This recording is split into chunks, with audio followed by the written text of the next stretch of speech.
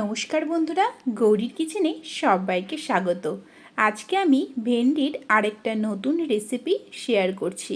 তার জন্য প্রথমেই 500 গ্রাম ভেন্ডি নিয়ে নিয়েছি এবং ভেন্ডির দুপাশটা কেটে বাদ দিয়ে দেব। এখন একটা শুকনো কড়াইয়ের মধ্যে বড় চামচের 1 চামচ 5 ফোড়ন দিয়ে দিলাম। 5 ফোড়নটাকে হালকা রোস্ট করে নেব। ফুটতে শুরু করে দিয়েছে, তার মানেই কিন্তু হয়ে গিয়েছে। এখন আমি নামিয়ে ঠান্ডা করে নিচ্ছি। এবারে বড় চামচের 1 চামচের মতো গোটা জিরে দিয়ে দিলাম। গোটা জিরেটাকেও হালকা রোস্ট করে নেব। ঠিক একই রকমভাবে ফুটতে শুরু করে দিলেই বুঝতে হবে ভাজা হয়ে গিয়েছে। নামিয়ে ঠান্ডা করে নিচ্ছি। এখন আমরা কড়াইয়ের মধ্যে সাদা তেল দিয়ে দিলাম। আজকের এই রান্নাটা সাদা তেলে করলেই খেতে বেশি ভালো লাগে। তেলটা গরম হয়ে গিয়েছে। এখন আমি গ্যাসের ফ্লেমটা মিডিয়ামে রেখে গরম তেলের মধ্যে দিয়ে দিচ্ছি 12 থেকে 15টা গোটা রসুনের কোয়া। এই রসুনগুলোকে হালকা ব্রাউন কালার করে ভেজে নেব। খুব বেশি কড়া করে ভাজবেন না, তাহলে কিন্তু তেতো হয়ে যেতে পারে। এই রকম হালকা হালকা কালার চলে এলেই নামিয়ে নেব এবং তার সাথে সাথে ঠান্ডা করে নেব। একই তেলের মধ্যে দিয়ে দিচ্ছি একটা বড় সাইজের পেঁয়াজ কুচি। পেঁয়াজটাকেও নেড়ে চেড়ে নিয়ে ভাজতে থাকব। ঠিক একই রকমভাবে হালকা হালকা করে ভেজে নিতে হবে, খুব বেশি কড়া করে ভাজা যাবে না। এইভাবে একটু নেড়ে যেতে যেতে ভেজে নেবেন, তাহলে পেঁয়াজের চারপাশটা খুব সুন্দর করে ভাজা হয়ে যায়। পেঁয়াজটা যখন হালকা হালকা ভাজা ভাজা হয়ে আসবে, তখন আমরা এর মধ্যে দিয়ে দেব প্রায় হাফ ইঞ্চি মতো আদা। তবে হ্যাঁ, এই সময় আদা পেস্টটা দেব না, আমি হাফ ইঞ্চি আদা কুচি দিয়ে দিচ্ছি। এখন আমরা গ্যাসের ফ্লেমটা একদম লোতে রাখবো এবং আদাটাকেও হালকা করে ভেজে নিচ্ছি। এই সময়ে নুনটা কিন্তু দেবেন না, তাহলে পেঁয়াজটা নরম হয়ে যাবে, জল বেরিয়ে আসবে, ঠিকঠাক করে ভাজা হবে না।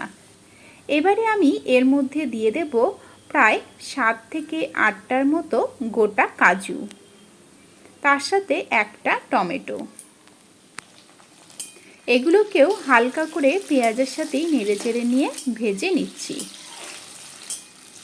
টমেটোটা এইভাবে ভেজে নিয়ে রান্না করলে কিন্তু টমেটোর কাঁচা গন্ধটা থাকে না, তার সাথে কালারটাও খুবই ভালো আসে। ভাজতে ভাজতে প্রায় 2 থেকে 3 মিনিট সময় হয়ে এলো। সব কিছু দেখুন বেশ সুন্দর করে নরম হয়ে এসেছে। এবারে আমি নামিয়ে নিচ্ছি এবং নামিয়ে নিয়ে ঠান্ডা করে নেব।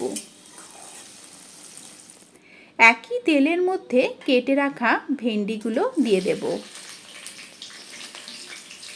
প্রথমেই আমি ভেন্ডিগুলোকে একটু নেড়েচেড়ে নিয়ে মিশিয়ে নিচ্ছি। এই সময়ে না মিশিয়ে নিলে তাহলে কিন্তু তেলটা গায়ে এসে ছিটতে পারে। এভাবে একটু মিশিয়ে নেবেন, তাহলে কিন্তু আর কোনো ভয় থাকে না। এখন আমি এর মধ্যে 1 চামচ নুন দিয়ে দিলাম। তার সাথে দিয়ে দিচ্ছি ছোট চামচের 1 চামচ হলুদ গুঁড়ো এবং 1 চামচের মতো লঙ্কা গুঁড়ো। এখানে আপনারা ঝালটা যেরকম পছন্দ করবেন সেই রকম দেবেন। সব কিছু এখন বেশ সুন্দর করে নেড়েচেড়ে নিয়ে মিশিয়ে নেব এবং গ্যাসের ফ্লেমটা একদম লোতে রেখে ঢেকে রেখে 5 মিনিটের জন্যে ভেন্ডিগুলোকে হতে দেব। অন্যদিকে আমরা যে মশলাটা বানিয়ে রেখেছিলাম, সেই মশলাটা এর মধ্যে দিয়ে দিচ্ছি। এখানে আমি 5 ফোড়ন এবং গোটা জিরে একসাথে দিয়ে দিলাম। একসাথে কিন্তু মিহি করে গুঁড়ো করে নেব। দেখুন আমার যেরকম একদম মিহিভাবে গুঁড়োটা হয়েছে, এই রকম গুঁড়োটা করে নেবেন। পাশে সরিয়ে রেখে একই মিক্সিং বোলের মধ্যে আমরা যে পেঁয়াজ, আদা, রসুন, টমেটোর একটা ভাজা বানিয়ে রেখেছিলাম, সেই ভাজাটা এর মধ্যে দিয়ে দিলাম।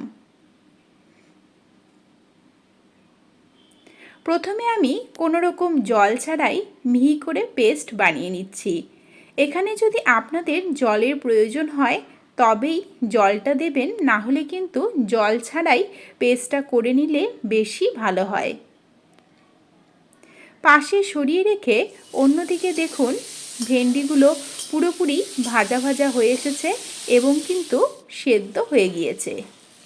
ঠিক এই সময়ে পেঁয়াজ, আদা, রসুন, টমেটো, কাজু বাদামের পেস্টটা এর মধ্যে দিয়ে দিলাম। এর সাথেই কিছুটা জল দিয়ে দিচ্ছি। আমরা অতিরিক্ত কিন্তু কোনো রকম তেল ব্যবহার করিনি। প্রথমে যে তেলটা নিয়েছিলাম সেই একই তেলে রান্নাটা কমপ্লিট করছি। নেড়েচেড়ে নিয়ে মিশিয়ে নেব এবং 2-3 মিনিটের জন্যে ফুটতে দেব।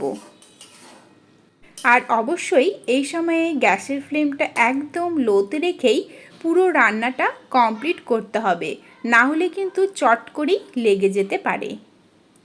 গ্রেভিটা ফুটতে শুরু করলেই 1 চামচ আমি ভাজা মশলাটা দিয়ে দিলাম।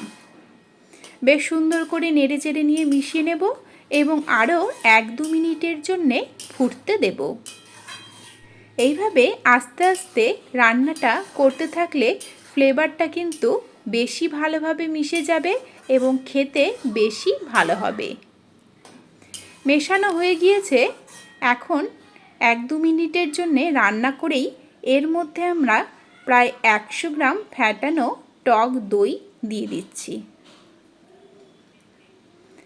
তার সাথে সামান্য পরিমাণে জল দিয়ে দিলাম। টক দই দেবার পরে গ্রেভিটা কিন্তু কন্টিনিউয়াসলি 3 থেকে 4 মিনিটের জন্যে নেড়ে যেতে থাকতে হবে, না হলে কিন্তু দইটা দানা বেঁধে যেতে পারে।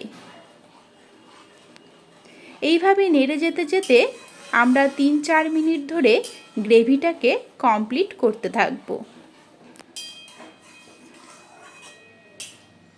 এই সময়ে আপনারা নুনটা কিন্তু অবশ্যই চেক করে নেবেন।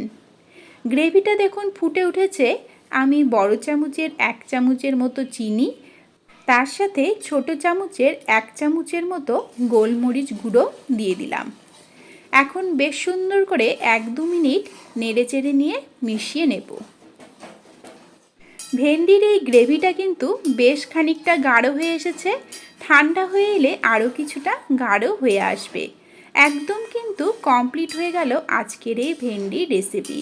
গরম গরম ভাত হোক অথবা রুটি, লুচি, পরোটা সব কিছুর সাথেই কিন্তু বেশ ভালো লাগবে। আজকের মতো তাহলে এখানেই শেষ করছি। দেখা হবে নেক্সট রেসিপি নিয়ে। ভালো থাকবেন, ভালো রাখবেন, ভালো ভালো খাবেন। নমস্কার।